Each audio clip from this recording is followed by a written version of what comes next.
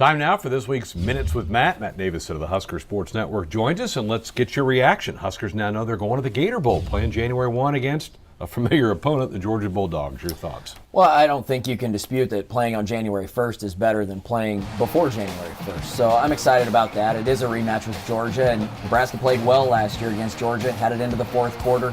Unfortunately, had a turnover and gave up a couple big plays, lost that football game. So I think our guys are hungry to go back down there, and obviously it's a bigger audience, national audience on January 1st is a bigger game than going down to Tempe on the 28th. And it's a recruiting area. Nebraska's been recruiting the state of Florida pretty heavily, so a chance maybe to get out in front of some recruits again. Well, you're down there for a week, so you have plenty of time to go out and see some of those coaches, to see some of those players, and have them be around your program, have them see your program in or around where they're from.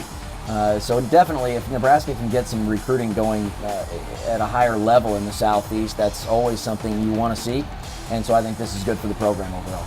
Last week, Nebraska learned they were adding to their nation-leading academic All-Americans. 3 more Huskers, Spencer, Jake Long, both named, as well as C.J. Zimmer, all 3 Nebraska kids. Kind of neat. Spencer was a first team. What does that mean? And people talk about we've got a big sign-up in the stadium. Your thoughts about what that means to Nebraska?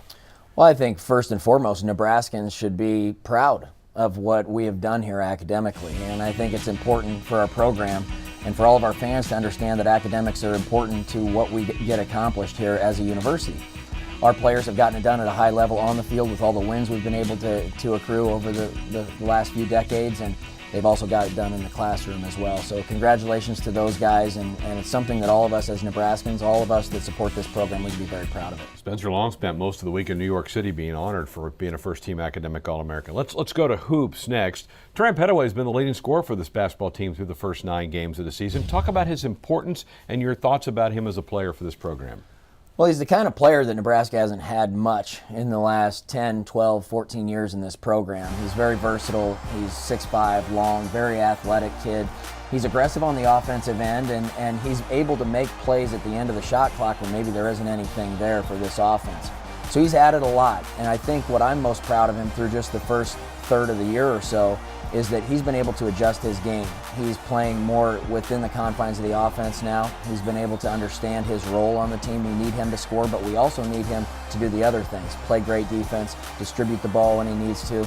So I think he's grown up already in just a matter of about a month or 6 weeks already this year, and he's just a sophomore. So we can all be looking forward to him as he progresses in his career here. That's our Minutes with Matt for the week. Coming up next, we'll check in on Husker volleyball as they compete in the NCAA tournament.